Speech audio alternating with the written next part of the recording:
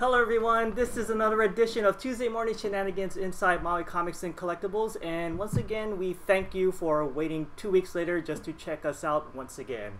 So, I am Aaron of the Rave Corner, and we got a pretty full table today. On my right we have the one and only Al Jawa. You've caught him. What's up, everybody? From Friday Night Frights before. To Al's right we got Nick Hopkins. He's back once again. Yeah. And on Nick's right, we have Swan the War Chief, hashtag Encounters of the Nerd Kind. How's it going, everyone? Yes, and so, well, it's already October, right? So naturally, we're going to be talking about a little bit of some spooky stuff. Therefore, why don't we just kick off the month with Resident Evil 7, the demo. It's getting spooky out there, folks. Yeah. The new Resident Evil game. Yes. So basically, it's going to be called Resident Evil Biohazard. They're actually merging the two different brand names together because in Japan it's called Biohazard no matter what. Right. So I'm just trying to think, in Japan, will it still be called the same thing, Resident Evil Biohazard? I think it's just, isn't it just Biohazard 7? I think it would just be Biohazard. Okay. Yeah. It would be weird if they called it Biohazard Biohazard. Or Biohazard Resident Evil. Yeah, yeah. Like, they just switch it around. But no, I believe they'll just keep it to Biohazard. They wouldn't go, Okay, and it is slated for a worldwide release around January of 2017. Yeah. So for now, all we can do is just talk about the demo. And so basically, the synopsis is... It sucks. So the synopsis goes, you are actually the camera guy whose name of all names is Clancy. So you're the cameraman whose name is Clancy. You are following the investigative reporter called Pete, and he has his own producer called Andre. So Andre is the guy who gave Pete the information. Basically, he said, oh yeah, there's this abandoned farmhouse, and it's been abandoned for maybe 2 or 3 years, but there's already been reports of some horrible things happen. Family disappeared, a whole bunch of creepy stuff have been said to go down.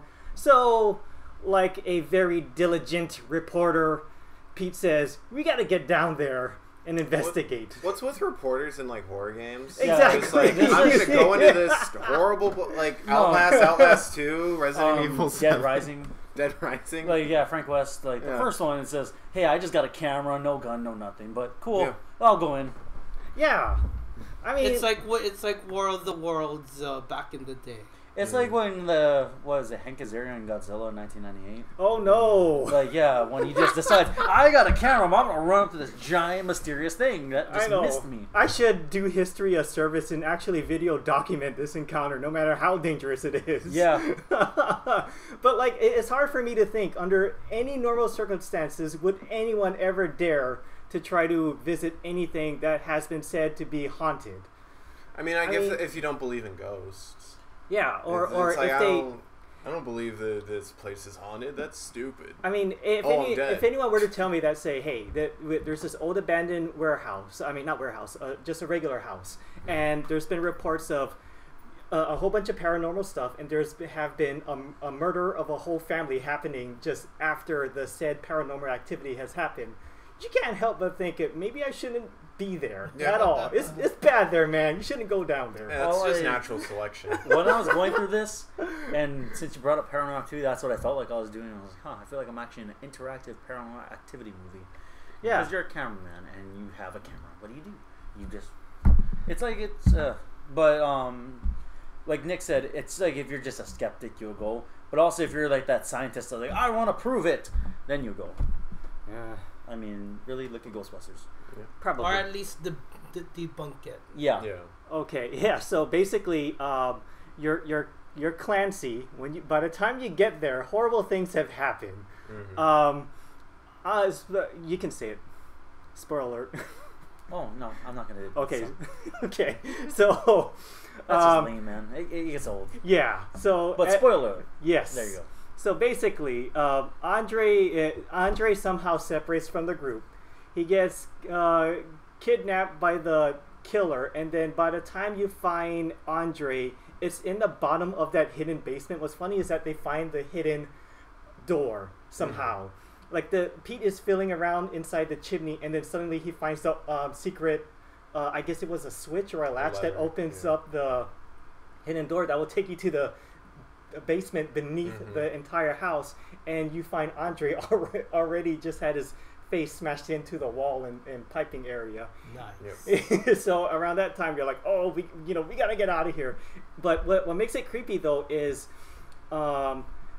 Clancy already gets Clancy tries to find his way out of the house, but it's like a regular, I guess, horror yet video game at the same time cliche, where you have to find your way out by going through all the drawers, trying to find the only way out is in. That's the only way out is in. Yeah, you have to go in to get out. Well, you're already in. No, but you got to go in more to get out. Oh yeah, that's true. Is there lots of gore in this in this one? Well, really. as far as gore goes, there's only one victim leading up to you trying to escape, and that is again Andre being killed. Oh. That's the only part. Well, as far as gore goes, but as you explore the house more, you find a whole bunch of weirder stuff. Like there's mutilated cows. There's a dead crow in the microwave. Nice. You open up the refrigerator. There's a lot of rotting flesh in there with flies and bugs. Pig's head in the bed. So you probably might. But it's like pretty much like Aaron was saying. Also, cliched stuff. Like the cliche settings. Oh. Yeah. So and the only thing that works inside the house, by that I mean the only thing that's turned on is the like the old 80s, 1980s, 1990s style TV. You just see static, but it's hooked up to a VCR. Oh. Yeah. It's on, but you're just watching static. Oh. But that's to on the the kids second of this floor. generation, ancient relics. Oh. That's true. That is true. Hear that, kids? VCR is not just for...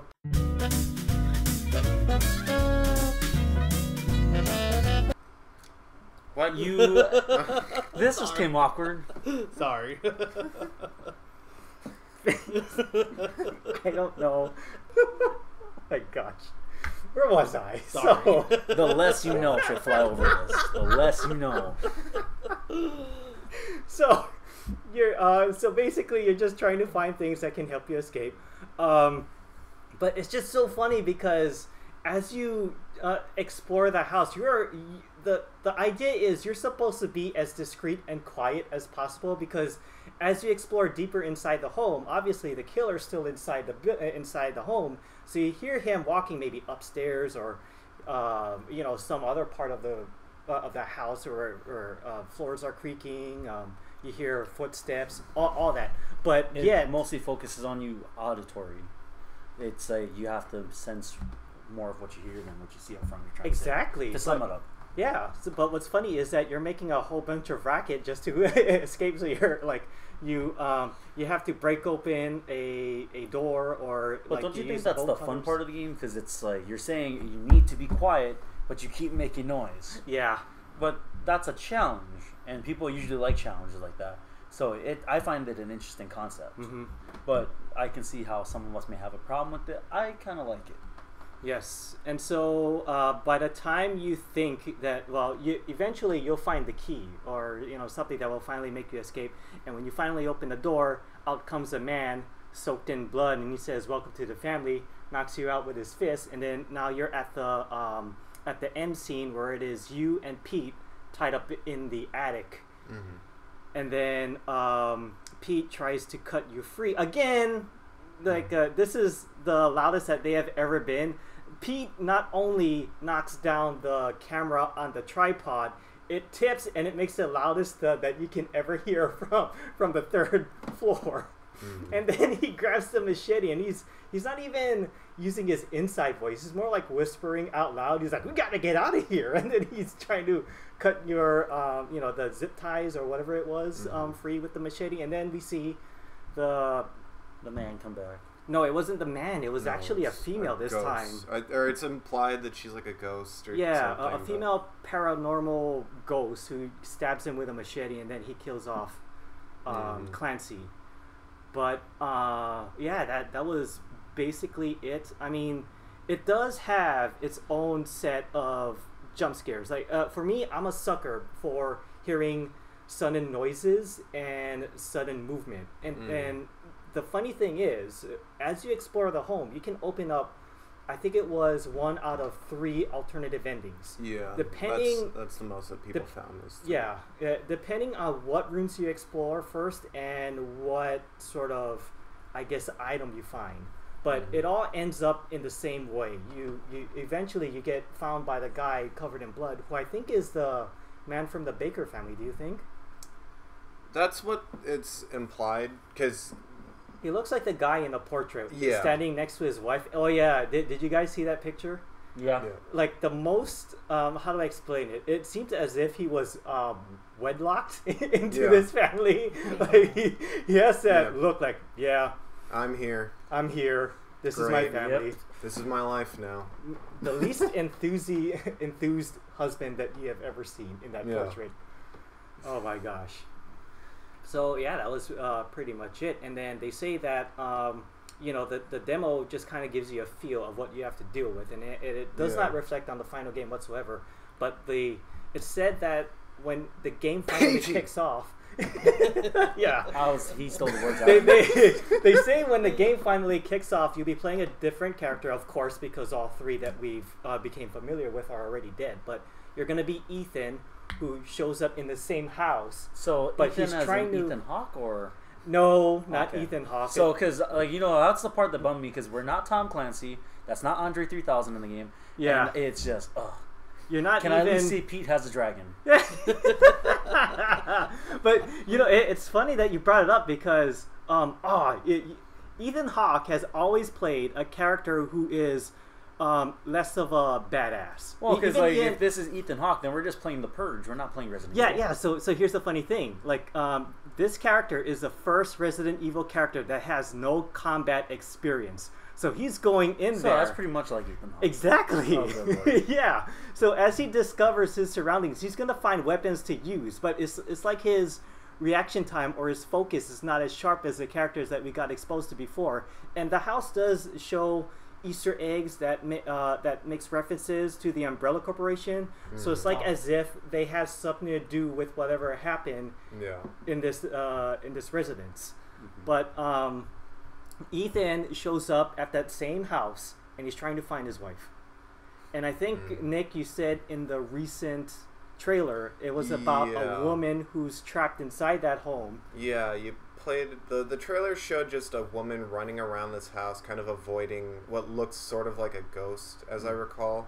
And it got really panned just because when it went up, everyone's like, man... This is a really good Outlast 2 trailer, and that's where a lot of that's where a lot of my complaints for this game is coming from now. So the complaints are that it's comparable to Outlast. Very much. It very much feels like it's channeling Outlast and PT very hard. It does because it's like the first time Capcom has ever tried with the first-person sort of view. Like in the previous games, it's always been through third person, but. I guess they probably went by this direction because they saw the potential of having a first player sort of view and the what they can get away with when people feel like they're inside the game. Well, not only that, first person is a little bit more scary than third person because it is. At least third person, you see your surroundings just a bit more. You have better peripherals. Yeah, but first it's like it's what's in front of you, then you got to pan around. So I see where they're going with it. Exactly. But I will agree with Nick. It is very comparable to other games. Yeah. And my big thing is, here's a little history lesson, actually. So Silent Hill, 1 through 3 were all made by one company. Or they were made by one development team. When they wanted to make the 4th game, they wanted to make something completely different. They wanted to not even have it attached to the Silent Hill title. Oh. But Konami was fearful that it wouldn't do well. So they told them to just slap the name onto it. And that's what I kind of worry this one's going to be. So is that they kind of want to try something new. But Capcom's kind of like, horror doesn't sell. Slap the Resident Evil name on it. Because this doesn't feel very Resident Evil. So it feels forced. Yeah. Namesake because I will agree with Nick. There's some parts where it's like, I feel like... I don't think it's going to be bad, but I feel like it's different, and it feels like it's very much riding off of games like PT, or demos like PT, and games like Outlast, because it feels like it's really trying to copy them. I felt like I was just watching the Purge movie, but playing it more or less. Yeah. Just because it's the same concepts. Well, speaking about PT, I understand that there's been a whole bunch of comparisons, but to be honest with you, I felt a totally different experience only because of just this technicality. In PT, what made it scary is that you are circling around the same hallways all the time. With slight variations, yeah. With slight variations, and it gets much more creepier. In this demo, you're wandering around the home, but all of the gruesome imagery is already there. Yeah. So it's like you're trying to escape, which was the same as PT, but with Resident Evil, it feels as if all the tools are already there. You just have to be wise with what you pick. Yeah. Whereas PT, it just has a whole bunch of like unknowns, and that was so cool about that. Yeah, it was very much more. I think PT was more psychological. Yes. I think it was very much more psychologically disturbing, especially since you compare the two games. The dude is clearly like the killer in Resident Evil is clearly a guy. It's very clearly a guy, whereas the killer in PT is very clearly a ghost. Exactly. And I always feel like ghosts are a very, very much like it's a lot scarier than a person. Yes. No matter how screwed up or hulked out or whatever they are. The only time I think a ghost is scarier than a dude. It's like the only time a person can ever be scarier is if they happen to be from an insane asylum. I'll agree with that. Plus, too, to add on to the next point of ghosts being more scary, it's the fact of the matter, it's a supernatural entity versus something that you can physically attack. No, it's something you could physically defend. What am I going to do against a ghost? Like, that freaking fly through me, you can go through walls. I can't hide from it. It knows the house layout probably better than me. So the way it is a bit more scary when you have a spirit, because then it's like, how do I defend myself is the big challenge to it. Yeah, because it seems like as if spirits always have a secret weapon. It would have to be either a relic or maybe... it's well, you look at certain creatures that are considered spiritual. Banshees would be one of them, right? Yeah. So they scream very loud to where you go deaf and whatnot, and you die from that, their scream. Then there's sirens that lure you with their voice. So a spirit always has a unique ability to it. That's the point of it, and that's why I think they're scarier. Yeah, and you're never prepared. You just don't know how you can ever take on a Well, spirit. plus too, they can randomly show up in the room, be gone the next. But I always think they call something. You said that they're being chased in the trailer by a ghost. I would just say the ghost is his wife. I'll go there. Yeah. Oh, it might just be because the only guy who was inside that house seems like I said before. It seems to be the man of the house. Mr. Baker himself, and Mr. if the rumors, marriage, you mean? yeah, and if the rumors are true, you know, with it saying that the house was abandoned, family was murdered, it seems as if he could have murdered his whole family, and the vengeful ghost could have been his wife. Yeah. Or what if Ethan's the ghost and everyone else is alive? I beg your pardon. Don't. Yeah, actually, or what if this is you had me thinking for a second. What if it's just a dream sequence? Yeah, and he wakes up in the whole thing, and he's actually about to be stabbed by the ghost. Well, what if this is just a cash grab by Konami? Anything's possible. Did they collaborate, right? Did Capcom collaborate with some other developer? Therefore, if the game fails, it's on them and not Capcom themselves. I'm not 100% sure on so far the hit. Like, I haven't really looked into it too much because like I saw the first demo and I was like, this has potential to be cool. Yeah. And then like the trailer came out and I'm like, you know, now that I'm looking at it more, it's kind of turning into more like just let's emulate PT and grab the money and go. I mean, I will play it just for my own personal curiosity. I'll go into it with an open mind, but I'll play it in the hopes and cross my fingers that they even just mention like Jill Valentine and Chris Redfield and all the other characters that they just fight. Huh. I don't expect them to show up because of the feel of the game. But I would love to just be like, yeah, this happened in Raccoon City once. Yeah. Although that would be a fun surprise if they were to, just at least like a quick second. Yeah. It would be interesting because, like, generally the Resident Evil games, the characters could very much handle themselves.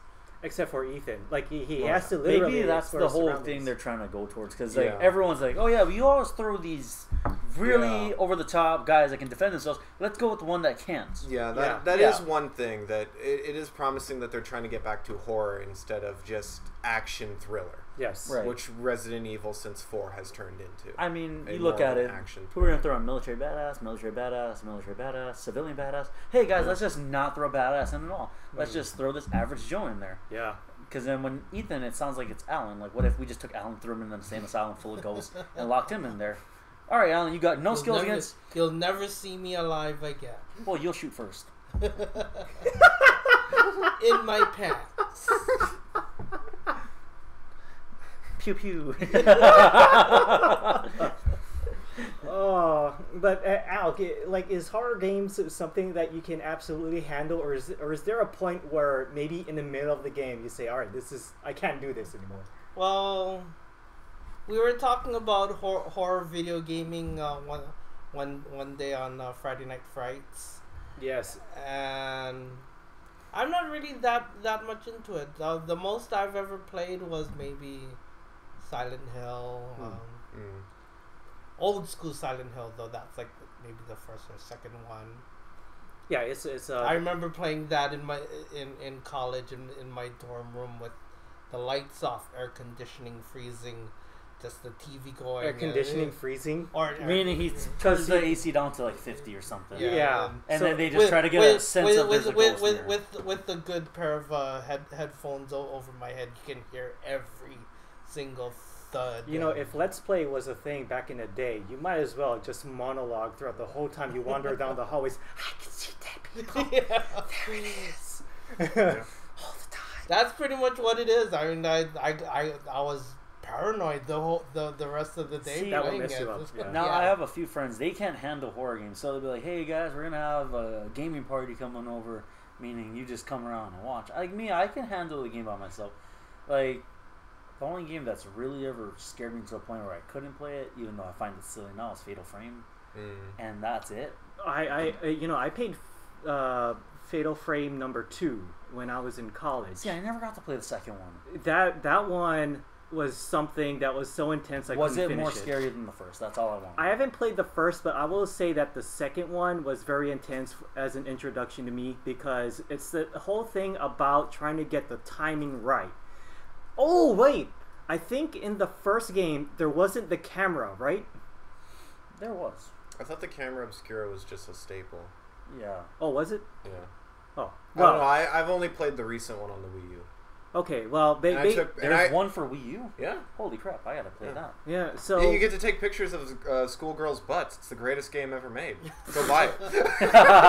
Oh my gosh. This is the greatest game ever. Perverse. Awesome. Anything with schoolgirls' butts is awesome. So, okay, gaming pervs, that's the game for you this Christmas. Forget any game we're talking about, especially this Resident Evil game. You go buy that game and you be a perv. Mm-hmm. Go on. Oh boy. So I guess maybe we should move on to the random question of the day now. Yes. Can anyone think of anything? Wow, there is no random question again. No, I can't think of one. Or well, to keep on, since it's starting October, and I like horror video games. What's your favorite horror game franchise? Resident Evil, for How sure. about we do a special one? Double random questions. Double random? Okay. Yeah. We're starting a new one. Silent Hill. Oh, yeah. Wait. Since it's double random, do I come up with 2 different titles, or will? Oh no, I come up with the question after Nick. Okay. Yeah. Well, shoot. Now that I think about it, first thing that comes to my mind is Resident Evil, but I do enjoy the Left 4 Dead series. You know what? As much as I like Left 4 Dead, I like Dead Rising a lot better. You do? Yeah, just for some reason, I don't know why. I just find it much more... The boss fights, I think, is what makes it. Especially the second one. No, it's the fact of the matter is there's a time limit to every mission. Or Yes. availability of what you do when you get radioed in. But you know what? To me, I'm a very big completist, so that's like, you know what? I forgot a mission. Restart, do it again. I checked out the boss fights for the second one, and It freaking sucks, by the way. The boss fights are a little bit harder than this one. I will. Yeah. You mean in the first one? In the first one, yeah. Oh, I will say this though. Out of the second one, I was blown away that someone thought that a boss would be this really obese woman in an electric scooter. See, no, that's where they started going to. obsessed. Well, no, that's when they started going to a silly side. Like in the third one. Yeah. I mean, when I saw a boss as a Shaolin monk, I'm like, freaking. Yeah. Right? Like, so what? I was trying to say that this boss fight was this morbidly obese woman who locked herself into and then she has like a little fork and stuff, and she's she like locked eating herself up all the food. she locked herself in this all-you-can-eat buffet restaurant, and she's keeping all the food to herself, and she's like just eating nonstop. Well, to the point part of that puking. I don't like about that is that's when they introduce token guy that's about to die from this one. Yeah. And you don't forget this. I want some food. And Yeah, and that's her weapon. Like basically, she tries to run you over with the scooter. She and vomits. Yeah. Like she has three different types of attacks. She tries to hit you with the scooter. She pukes on the floor, so you'll like slip and fall and hurt yourself. And then she has that big giant fork thing that she tries to stab you with. Well, to me, We all know that one lady. best. Yeah. And I think when she dies, they do this whole animation where she just basically throws up into her own mouth and she gangs to death because she falls on her back. Well, and that's then the she part can't about get the up. boss fights I loved in Dead Rising is that the weirdest ways they all die. Yeah. Like, I mean, in the first one, it's pretty scary when you have this guy in the hardware store who knows where all the vents are, and he's like a freaking veteran that snapped, and he just comes at you with this freaking machete. So, Al, what was your favorite video? Silent Hill. Silent Hill. And what's yours? Dead Rising for sure. Oh, that's right. Oh, yeah, Nick. We didn't get yours. Silent Hill. Silent Hill? Silent Hill 2 is such a great game. I will agree. Yes. I remember the commercial of that. Something about wandering down the dark hallway with nothing but a flashlight really got to me. I think you got surprised I didn't say zombie ate my neighbors. Yeah. I don't even count that as a horror game. That's not even horror to me. That's just fun. All right, Swan, what's your second one? What can you think of be the most offensive costume you can see this Halloween?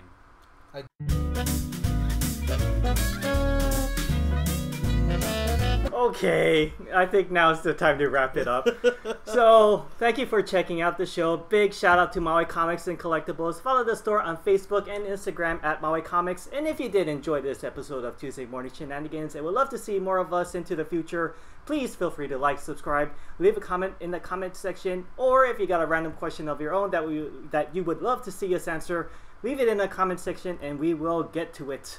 Also, for figure reviews and more, check out the Rave Corner. It is myfavorite.blogspot.com, where, I just review toys. And if you want to see more from the Rave Corner channel, check out the Rave Corner podcast. It stars myself and Daniel, aka Wimplo86. Well, we talk about anime and more. Not anime more. You kind of hesitated on that a little bit Yes, more. because I had to eye you guys to make sure that I'm clear on this. Okay, just making sure. Yes. And if you felt any offense in this episode, please contact Alan, aka Al he Jawa. started this. He opened And up if you Pandora's felt offended box. by me, let me just tell you, I don't mean to offend you. I'm just here to offend I'm you. an equal opportunity offender there, folks. So in other words, Donald Trump. So Al's idea of a joke may be offensive to most, if not some. Is that the name of this episode? Since Most likely we were offensive? doing the random question, I Probably. kind of had a really random question. If it's anything to do with offensive material, no. no, Yeah, it's, no, Okay. no. What is their random Yeah. question? If a clown farts, does it smell funny? It's not even a question.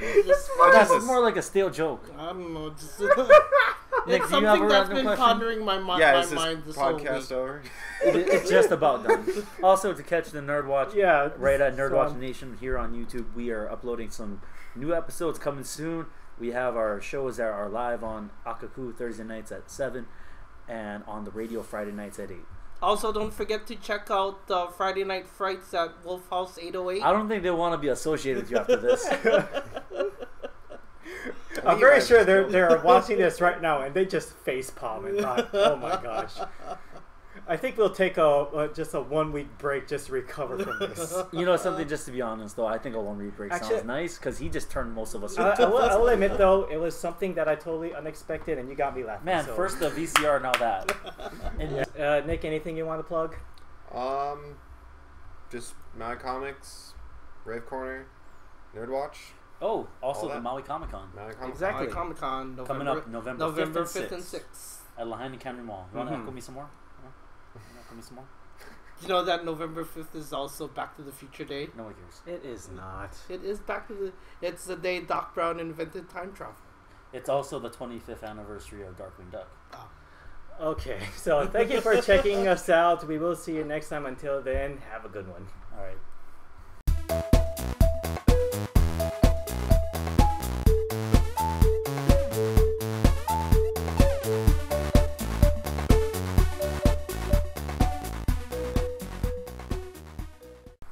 right, good show, guys.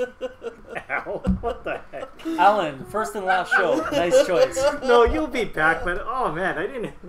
Like, it was a legit question, but it was also a pun.